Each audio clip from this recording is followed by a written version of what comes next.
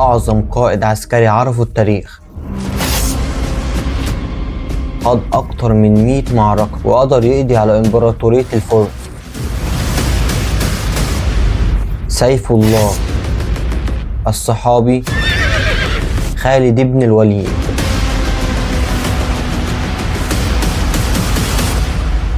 اتربى على القتال والمعارك من وهو صغير لحد ما كبر وبقى قائد لجيوش ضخمة جدا، وكان بيقاتل من غير درع ماسك سيفين في ايده الاتنين. بدأوا يلاحظوا عبقريته في التخطيط العسكري وبراعته في قيادة الجيوش لدرجة انه اتسجل في التاريخ كأول قائد عسكري ما نهزمش في ولا معركة، والراجل ده يعتبر واحد من أقوى القادة العسكريين في تاريخ البشرية كلها. خالد بن الوليد كان استثنائي جدا، وحتى لما شافوا الرسول صلى الله عليه وسلم لأول مرة ابتسم وقال خالد ده سيف من سيوف الله عز وجل. الصحابي خالد بن الوليد اتولد قبل الهجرة ب30 سنة، يعني سنة 592، وأبوه هو الوليد بن المغيرة سيد بني مخزوم، ووالدته هي لبابة الصغرى بنت حارث بن حرب. وكعادة أشراف قريش تم إرسال خالد لقبيلة عربية بتعيش في الصحراء عشان يتربى تربية صحيحة ويتغذى تغذية تكسبه لياقة وصحة بدنية. رجع خالد لأهله وهو عنده 5 سنين، ومع مرور الوقت بدأ خالد يتعلم ركوب الخيل ويثبت جدارة كبيرة في مهارة الفروسية، وبقى من أمهر فرسان بني مخزوم وأتقن جميع فنون القتال في المعارك، وبقى بيستخدم جميع الأسلحة المعروفة. وقتها بدأ كبرياء وعزة نفسه يزيد مع الوقت باعتباره ابن زعيم قبيلة، ومش أي زعيم، ده أنت بتتكلم في شخص كان بيكسو الكعبة لوحده في سنة، والسنة اللي بعدها كانت قريش كلها بتشترك في كسوة الكعبة. وطبعا ثراء الوليد بن المغيرة خلى خالد مش محتاج يشتغل متفرغ للفروسية لحد ما نزل الوحي على الرسول صلى الله عليه وسلم، وكان خالد عنده 24 سنة. ونتيجة رد فعل الوليد بن المغيرة اللي هو أبو خالد، اللي كان شايف إن خالد بن الوليد ليه الحق في النبوة أكتر من الرسول صلى الله عليه وسلم، التزم خالد موقف الحياد من الدين الجديد لحد ما حصل اول اشتباك بين المسلمين والمشركين من قريش، وكان في غزوة بدر سنة 2 هجريا، واللي انتصر فيها المسلمين برغم عددهم القليل، واللي كان حوالي 340 مقاتل مقابل 1000 مقاتل من قريش. وقدر المسلمين يأسروا 70 واحد من قريش، من ضمنهم 17 شخص من قبيلة بني مخزوم، وكان معظمهم قرايب خالد. على رأسهم كان الوليد بن المغيرة، واللي هو أخو خالد رضي الله عنه. وعلى طول راح خالد وأخوه شام ليثرب عشان يدفعوا الفدية، واللي تقدر ب4000 درهم. بعد هزيمة بدر بدأ المشركين يستعدوا للانتقام وجهزوا جيش مكون من 3000 مقاتل، وتوجه الرسول ومعاه 1000 رجل لمنطقة الشيخان، وانسحب منهم 300 من الجيش، وفضل مع الرسول 700 رجل. مع وصول الرسول وقوات الزحف الأحد كان المشركين في انتظار المسلمين، وقتها أمر الرسول 50 واحد من الرماة بأنهم يصعدوا على جبل العينين والمعروف بجبل الرماة عشان يعملوا غطاء جوي بالسهام لجيش المسلمين. وأمرهم الرسول بعدم النزول من على الجبل إلا بعد انتهاء المعركة نهائيا، ولكن بعد ما صار المعركة كان في اتجاه النصر للمسلمين، نزلوا الرماة من على الجبل عشان الغنايم. ولكن خالد بن الوليد اللي كان قائد لميمنة جيش المشركين وقتها قدر يستغل غلطة الرماة ويلف من خلف الجبل ويقوم بقتل الرماة اللي فاضلين على الجبل، بما فيهم قائدهم الصحابي عبد الله بن الزبير رضي الله عنه، وينزل من خلف جيش المسلمين ويقود الهجوم اللي قدر يرجع للمشركين السيطرة على المعركة تاني. ودي كانت الغزوة الوحيدة اللي خسر فيها المسلمين، وكانت على ايد خالد بن الوليد، ووقتها خسر المسلمين 70 شهيد، وفي المقابل مات 22 من قريش. بعدها اشترك خالد بن الوليد ضد المسلمين في غزوة الأحزاب سنة 5 هجريا، والمعروفة باسم غزوة الخندق، ومعاه 200 فارس، ولكنه ما اشتركش في المعركة بشكل فعلي. وانتهت الغزوة بانتصار للمسلمين بعد ما أرسل ربنا سبحانه وتعالى جند من الملائكة يحاربوا معاهم. وفي سنة 7 هجريا وبعد صلح الحديبية بدأ خالد يفكر مع نفسه في معتقداته الدينية، وأفكاره بدأت تتحول من الأمور القتالية للأمور العقائدية، لأنه كان شخص ما بيؤمنش بالآلهة اللي الناس بتعبدها في قريش. وبعد ما استقر رأي خالد على الإسلام انطلق للمدينة، وهو في طريقه قابل عمرو بن العاص وعثمان بن طليحة اللي كانوا في طريقهم للمدينة عشان يعلنوا إسلامهم. وساعتها الرسول صلى الله عليه وسلم قال إن مكة قد ألقت إلينا أفلاس كبدها، وده طبعا راجع لقيمتهم كقائدين ومحاربين. دخل خالد الإسلام وهو عنده 43 سنة، وبعد إعلان إسلامه ب3 شهور جت الفرصة اللي هيبرز فيها خالد قوته وذكائه وسط صفوف المسلمين، وكانت في غزوة موتة سنة 8 هجرية اللي كان خالد مشارك فيها كجندي. ولكن بعد مقتل القادة ال3 تولى خالد قيادة الجيش وعمل أفضل انسحاب تكتيكي في الحروب وقتها بدون أي خسائر. وبعد الانسحاب من المؤتة بعض أهل المدينة اتهم المسلمين إنهم فروا، ولكن الرسول صلى الله عليه وسلم قال ليسوا بالفرار ولكنهم القرار إن شاء الله. وبعدها قال بصوت مرتفع إن خالد سيف من سيوفك فأنت تنصره. ومن هنا لقب خالد بن الوليد بسيف الله المسلول. دور خالد في غزوة مؤتة خلاه يكسب ثقة الرسول ويكون من ضمن القادة الأربعة اللي قادوا جيش المسلمين يوم فتح مكة، واللي كان عدده 10,000 مقاتل. وحصل الفتح بدون قتال إلا من جهة خالد لما حاول بعض رجال قريش بقيادة عكرمة بن أبي جهل إنهم يهاجموا المسلمين، ولكن قدر خالد إنه يتصدى ليهم ويقتل 12 راجل ويهرب باقي المشركين اللي شاركوا في الهجوم عشان يبقى قوات جيش المسلمين 12,000 مقاتل. ويتحرك الجيش بعدها للطائف في اتجاه قبيلة بني ثقيف وهوازن المعروفين بكرههم الشديد للمسلمين، ودي كانت تعتبر أول معركة بيكون فيها جيش المسلمين أكبر من جيش المشركين، واللي كان تعداده 100,000 مقاتل. وقدروا المسلمين إنهم ينتصروا في غزوة حنين، واللي اتسمت بالاسم ده عشان وادي حنين اللي شاهد على أحداث المعركة. ودي تعتبر أول معركة يصاب فيها خالد بن الوليد بسبب إنه كان موجود في مقدمة الجيش عشان يمهد الطريق للمسلمين. ولكن الرسول صلى الله عليه وسلم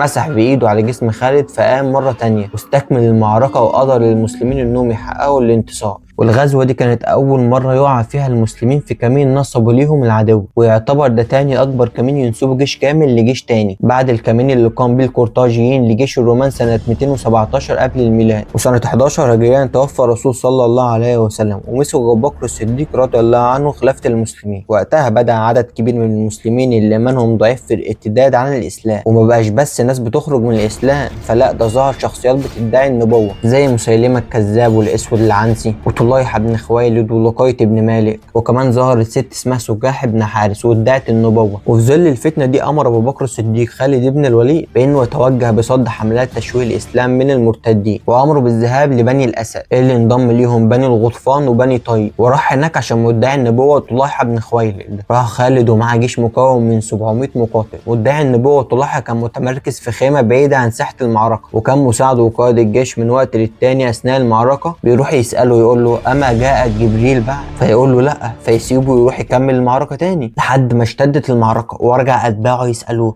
نعملوا ايه؟ قام جهز فرسه وخد زوجته وقال لهم من استطاع منكم ان يفعل مثل ما فعلت وينجب اهله فليفعل. وهرب طليحة على فرسه مع زوجته وانهزم جيش المشركين. وبعدها يا صديقي واجه خالد بن الوليد مسيلمة الكذاب في معركة اليمامة، واللي دارت احداثه في سهل العقرباء في شرق شبه الجزيرة العربية. وكان جيش المسلمين 13,000 مقاتل مقابل 40,000 من جيش مسيلمة. وبعض الروايات بتقول انهم كانوا 100,000 مقاتل، وكانت من اشرس معارك المسلمين في حروب الردة، واللي انتهت بانتصار المسلمين ومقتل مسيلمة الكذاب. ولكن مات كتير من حافظة القرآن في المعركة دي، ونتيجة لده أمر أبو بكر الصديق رضي الله عنه بجمع القرآن في مصاحف، وتم القضاء على باقي المرتدين في الجزيرة العربية في حوالي 5 شهور بس عن طريق حملات منظمة بقيادة عمرو بن العاص في الشمال وخالد بن الوليد في أوساط الجزيرة. ومع انتهاء حروب الردة بدأ التفكير في العراق وفتحها، ومنها تأمين حدود الدولة الإسلامية والقضاء على الفرس. وانطلق خالد بجيش مكون من 18,000 مقاتل من ضمنهم الصحابي القوقاع رضي الله عنه. وأرسل خالد رسالة لهرمز قائد جيش الفرس. طبعا احنا بنتكلم في دولة زي الفرس من أعظم وأقوى الإمبراطوريات في الوقت ده سواء من الناحية الاقتصادية أو الحربية. وصل خالد بجيشه لمنطقة القازمة عشان يعسكر فيها، وبعد ما وصلوا أخبار بتحرك جيش الفرس اللي هناك انطلق خالد بالجيش لمنطقة الحفير عشان يعسكر فيها. وبعد ما وصلوا أخبار بتحرك جيش الفرس اللي هناك انطلق خالد لمنطقة الحفير، فتحرك هرمز وجيشه لهناك. وأول ما قرب اتحرك خالد تاني لمنطقة القازمة عشان تبقى هي دي أرض المعركة. والمناورة اللي عملها خالد كان الغرض منها إرهاق وإضعاف جيش الفرس، لأن زي ما قلنا إن الجندي الفارسي مسلح بأسلحة كتير غير الدرع، فكل ده بيأثر عليه وبيضعفه. لكن هرمز عسكر بجيشه جنب منطقة فيها مية في القازمة عشان يمنع عن المسلمين المية، وعلى طول قام خالد وخطف في جيش المسلمين. والمعركة دي اتسمت بمعركة ذات السلاسل، لأن هرمز أمر جنوده بربط نفسهم بالسلاسل عشان ما يستسلموش أو يهربوا من ساحة المعركة. وطبعا ده جاب نتيجة عكسية لأنه قلل من حركة الجنود، على عكس جيش المسلمين اللي كان تسليحه سيف ودرع. في البداية طلب هرمز مبارزة خالد وأمر جنوده إنهم يتسللوا من ورا خالد، بس القوقاع بن عمرو عرب المخطط وانطلق عشان يساعد خالد، وقدروا الاتنين انهم يقتلوا هرمز وجنوده. وهنا بقى اضطربت صفوف الفرس واستغل المسلمين الفرصة، وبالفعل قدروا يحققوا الانتصار على جيش الفرس. بعد الانتهاء من الفرس بدأت الأنظار تروح ناحية الروم وفتح بلاد الشام. في معركة أجنادين كان قوام جيش المسلمين فيها 32,000 جندي قصاد جيش الروم المنظم اللي كان تعداده 90,000 مقاتل. وقبل المعركة بعت الروم الرسول بيعرض على خالد الاستسلام، مقابل دينار وثوب وعمامة لكل جندي، والخالد 100 دينار و100 ثوب و100 عمامة. وبالطبع رفض خالد الاستسلام، وبدأ المعركة بإرسال قائد من المسلمين عشان يقاتل قائد من الروم. أمر خالد درار بن الأزور بالتقدم، واللي كان معروف بقوته، وبدأ يقتل جندي فيرسل له جندي غيره، وهكذا لحد ما بدأ الجنود من الطرفين يخرجوا واحد ورا التاني. وبدأت المعركة صديق. وبعد أول يوم من القتال الروم بعتوا الرسول يتفاوض مع خالد، بس خالد هدد الرسول وقال له انها لو كانت مؤامرة ومش ناويين على صلح فهو هيتم قتله. وبالفعل خاف الرسول واعترف ان الروم اثناء الصلح هيبقى فيه 10 جنود. وبالفعل ارسل خالد 10 جنود لقتل ال10 جنود اللي المفروض يقوموا بتنفيذ عملية اغتياله. وقام خالد بقتل وردان قائد الروم، وهنا صفوف الروم اتهزت وبدأ القتال ما بينهم. وفي الوقت اللي هترتاح فيه الجنود من المعركة لاستكمالها في تاني يوم، وقاموا بالهجوم المفاجئ على الروم، واللي بدأوا ينسحبوا بأسلوب غير منظم، وده عرضهم لخسائر مفجعة. الروم ما استسلموش وحشدوا أكبر تجمع ليهم، واللي يقدر ب 240 ألف مقاتل عشان يحاربوا المسلمين في معركة اليرموك. في عصر النووي والصواريخ طويلة المدى الجيوش ما كانتش بتتقاس بالعدد. خلينا نرجع بالزمن لواحدة من أعظم الفترات اللي غيرت مجرى التاريخ.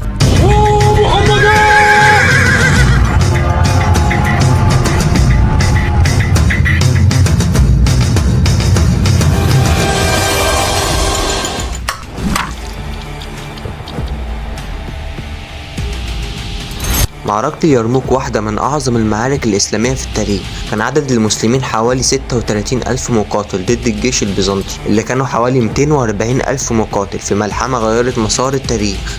وبعد وفاة النبي سنة 632 بقى أبو بكر خليفة للمسلمين. أول ما أبو بكر مسك الخلافة حصل مشاكل لما قامت كتير من القبائل العربية ضده، فأعلن أبو بكر الحرب ضد المرتدين، والحرب دي اتعرفت بعد كده بحروب الردة. وبعد أبو بكر ما سيطر على المرتدين قدر يوحد الجزيرة العربية تحت السلطة المركزية للخلافة الإسلامية، ومركزها المدينة المنورة. ثم بدأت فترة الفتوحات بقيادة خالد بن الوليد، وبدأت الفتوحات الإسلامية في العراق، وتم فتح العراق بسلسلة من حملات النجاح ضد الفرس والساسانيين. بعد الخليفة أبو بكر الصديق بدأ الفتح الإسلامي للشام بعد هجوم الروم على جيش المسلمين في ارض تيمان. توزعت القوات المسلمه على 4 جيوش بقياده شرحبيل ويزيد وابو عبيده وعمرو بن العاص. عند وصولهم للشام مواجهتهم لجيش الروم قرروا الاتحاد والتنسيق. استمرت المعارك حتى معركه اجنادين، وفاز المسلمين برغم التفوق العددي للروم. بعد وفاه ابو بكر تولى عمر الخلافه، وعزل خالد بن الوليد من القياده، وعين ابو عبيده بن الجراح مكانه، وتم حصار دمشق وفتحها. وفيما بعد تم فتح حمص وبعلبك بنجاح. لما جه خبر جيش روم قوي جاي لبعلبك حركت القوات المسلمة بقيادة أبو عبيدة وخالد بن الوليد لمواجهتهم.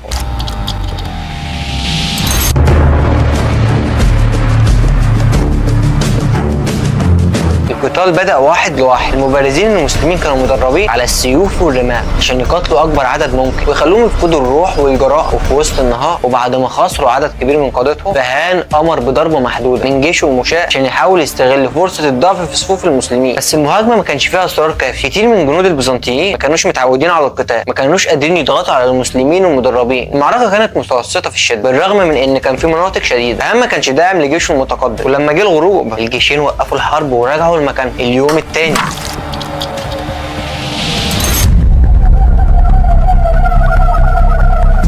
قرر فهان يبتدي الهجوم الفجر وقت ما المسلمين نايمين عشان يكونوا المسلمين مش مستعدين. بس خالد بن الوليد كان حاطط نقاط دفاعيه مش طبيعيه متقدمه في الليل من غير ما اي حد يعرف. فعلا البيزنطيين ما فكروش خالص ان في نقاط دفاعيه. وبعد ما الناس استعدت ودارت المعركه، خالد بن الوليد دخل مع فرقته السريعه في الجيش من اليمين والشمال، وقسم فرقته لاسمين، وبعت قسم لقتل البيزنطيين من اليمين. ودرار ابن الازور هو اللي قتل دلجان القائد البيزنطي. وكان البيزنطيين بيشوفوا الواقع وفشلت خطتهم، وده كان ليه تاثير على المقاتلين البيزنطيين، وده زود من حماس المسلمين. اليوم الثالث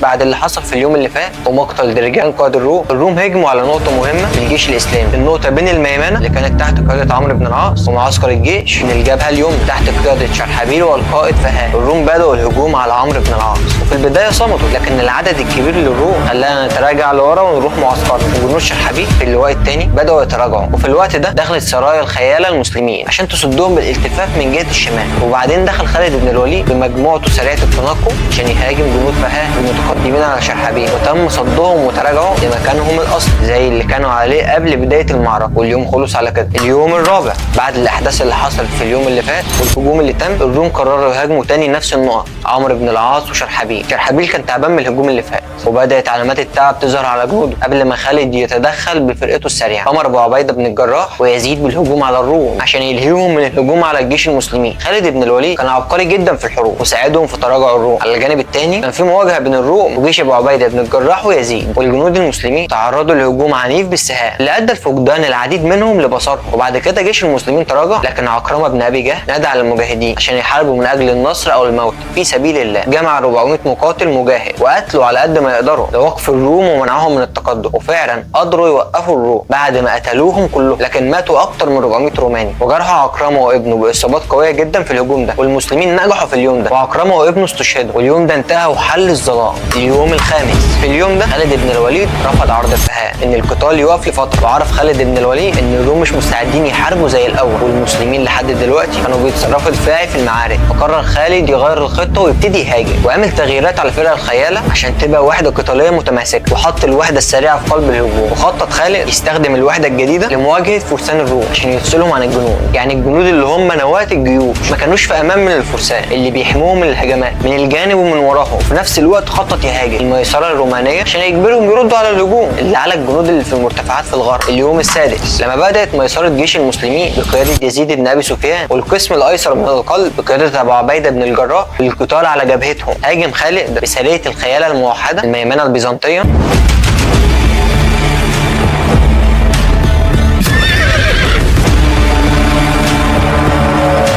نفس الوقت خد جزء من مجموعه الخياله لمهاجمه الطرف الايسر من الميسره البيزنطيه. في الوقت نفسه قام عمرو بن العاص قائد الميمنه هجوما على الميسره الروميه البيزنطيه السلفيه بقياده قناطر. صمدت الميسره البيزنطيه امام الهجوم من الامام واليسار، لكن بفقدان الدعم من فرق الخياله البيزنطيه رجعت قوات قناطر باتجاه القسم الايسر من قلب الجيش الرومي. بعد ما شاف عمرو بن العاص الوضع استغل اللحظه وقام بهجوم على الجانب الايسر من قلب جيش الروم من جهته اليسرى، وقع القسم الايسر من قلب الجيش البيزنطي باختلاف في التوازن بسبب ضغط اعداد الجنود السلاف المتراجعين. في الوقت نفسه شدد شرحبيل بن حسنه قائد القسم الايمن من قلب الجيش الاسلامي هجومه على القلب البيزنطي من الامام. بدا الجناح الايسر لجيش الروم يتراجع، وبدا المسلمين ياخدوا الفرصه دي ويكملوا تقدمهم هنا. خالد بن الوليد قال للفرسان يوقفوا القتال الرئيسي ويرجعوا للوحده الرئيسيه عشان يعزلوا الفرسان الرومانيين عن المشاة ويبعدوهم عن الجيش الرومي كله ويوجهوهم للشمال. ولما شاف فهان الوضع دعا كل فرسان الروم يتجمعوا خلف جيش الروم عشان يهاجموا فرسان المسلمين من تاني. بس خالد كان سريع وقام بالهجوم على الفرسان من جهتين من الامام والجانب وهما بيحضروا للهجوم من جديد. والفرسان المسلمين كانوا متمرسين واسرع في الحركه والمناوره، كانوا يقدروا يهاجموا ويرجعوا ويهاجموا تاني. والفرسان الروميين اضطروا يهربوا للشمال وتركوا المشاة لحالهم، وفيهم كمان قوات جبلة الراقبه اللي اتشتتت باتجاه دمشق. بعد ما اتشتت فرسان الروم خالد بن الوليد هاجم نواه جيش الروم البيزنطي الارمن بقياده فهان. الارمن كانوا قوه عنيفه وكانوا قريبين جدا من النصر على المسلمين قبل يومين لما هاجموا جيش المسلمين، بس تحت ضغط في 3 اتجاهات في نفس الوقت.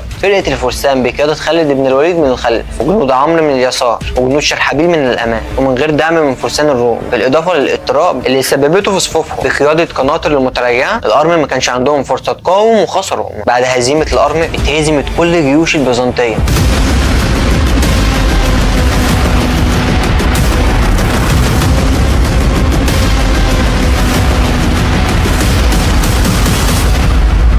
وبدأوا الناس يتشتتوا عشوائيا وخايفين، وجزء منهم بدأ يتراجع بانتظام باتجاه الغرب نحو وادي الرقاد. بس لما وصلت قوات البيزنطيين للمعبر الضيق عند النهر كان في مجموعه من فرسان المسلمين بقياده ضرار بن الازور مستنياه، وده جزء من خطه خالد اللي كان بعت في الليله اللي فاتت مجموعه من الخياله مش معروف عددهم كام بالظبط عشان يحجبوا المعبر الضيق اللي عرضه 500 متر بس. في الحقيقه خالد بن الوليد كان عايز الروم يمشي على الطريق ده لو نجحت خطته وهم يتراجعوا. في نفس الوقت جنود المشاة المسلمين بيتقدموا من الشرق فرسان خالد بن الوليد من جهه الشمال عشان يوصلوا لوحده الخياله المسلمين اللي كانت بتراقب المعبر الضيق من الجهه الغربيه. وفي الجنوب كان في جرف عميق جنب نهر اليرموك، والروم كانوا بيتراجعوا عليه، وبدا الانحصار. وبدات المرحله النهائيه من المعركه لما انظهر القسم الاكبر من قوات الروم باتجاه الجر تحت تاثير القتال. في نفس الوقت كانوا بيتراجعوا باتجاه المركز ان ورا الهجوم من الجانب، ده اللي ادى الى انقلاب التوازن في الجيش. وفي الوقت ده الجيش الرومي المتحالف فقد كل الاتصالات والتنسيق، ووصل لنقطه كل قاده الجيوش بيحاولوا يتجنبوها، حيث اصبحت وحداتهم محطمه وعاجزه، مما ادى الى انحصار جيش الروم وعجز جنودهم عن استخدام اسلحتهم بشكل طبيعي، مما تسبب في هزيمتهم بسرعه وفشل محاولات الهروب عبر الجرف، حيث سقط بعضهم قتلى وانقلب البعض في الجرف واسروا بعضهم، والمسلمين هم اللي انتصروا انتصار عظيم في الاخر. ولما خلصت المعركه قرر خالد بن الوليد يروح للشمال على طول ورا البيزنطيين اللي كانوا بينسحبوا، ولقاهم قرب دمشق وقعد يهاجمهم. في الموقع ده كان القائد العام للجيش البيزنطي فهان اللي اتقتل على يد واحد من المقاتلين المسلمين. وبعدين خالد بن الوليد فتح مدينه دمشق. معركه اليرموك كانت واحده من اقوى معارك الاسلام وتسببت في هزيمه قاسيه في فقدانهم لجنود كتير. كانت خساره الروم من 60 ل 70 الف قتيل، كانت خساره المسلمين من 3 ل 4000 شهيد. معركه اليرموك تعتبر مثال للتاريخ العسكري لخالد بن الوليد، واحد من افضل قاده المسلمين في التاريخ،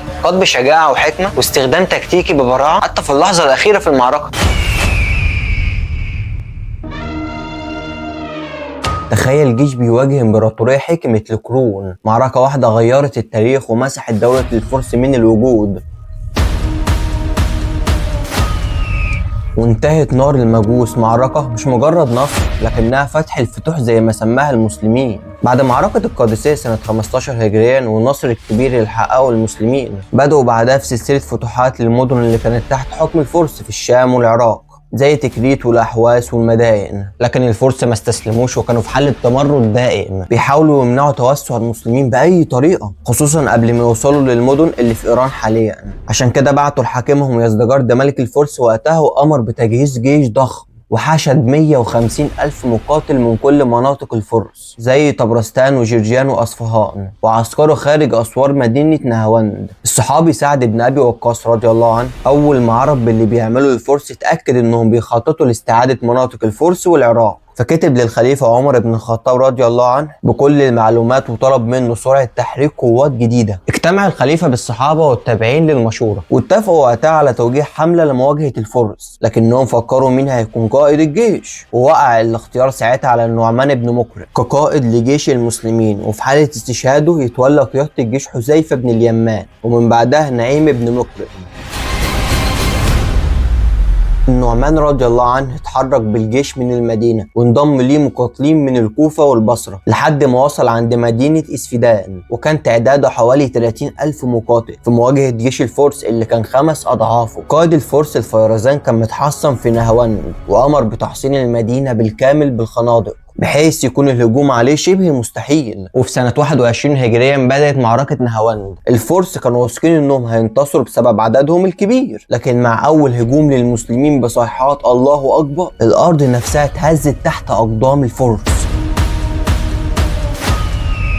المسلمين بيقاتلوا بكل قوتهم، والمعركة اللي الفرس افتكروا انها تخلص في ساعات استمرت لحد الفجر.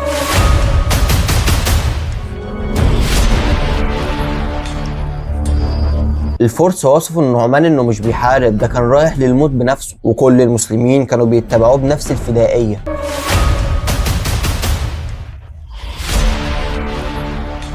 مع شروق شمس يوم الخميس بدأ اليوم الثاني من المعركة، والمسلمين كانوا بنفس القوة كأنهم كانوا في راحة مش قتال. قدر فرسان المسلمين يكسروا دفاعات الفرس وحصل اشتباك مباشر بينهم، والمسلمين كانوا بيقاتلوا بروح الشهادة والفرس بيقاتلوا بغريزة النجاة. انتهى اليوم الثاني بتفوق واضح للمسلمين. في اليوم الثالث يا صديقي المسلمين دخلوا أرض المعركة لكن ما لقوش جيش الفرس خالص. الفيرزان ساعتها أمرهم بالانسحاب والتحصين داخل المدينة، كانت واحدة من أقوى الحصون الفارسية. الفرس كانوا متأكدين ان المسلمين هيستسلموا بعد شوية ويرجعوا، لكن النعمان رضي الله عنه كان عنده خطة مختلفة، حاول يفاوضهم عن طريق الصحابي المغيرة بن شعبة، فاضطر النعمان يدور على خطة بديلة غير الحصار. والتقى الجيشين عند حدود المدينة يوم الأربعاء. هنا خرج الصحابي طلحة الأسدي بفكرة عبقرية، الخداع الاستراتيجي. اقترح انه يعمل خطة كمائن ذكية تعتمد على استدراج الفرس خارج المدينة. النعمان وافق واختار مجموعة من أفضل الفرسان وعين عليهم القوقاع بن عمرو التميمي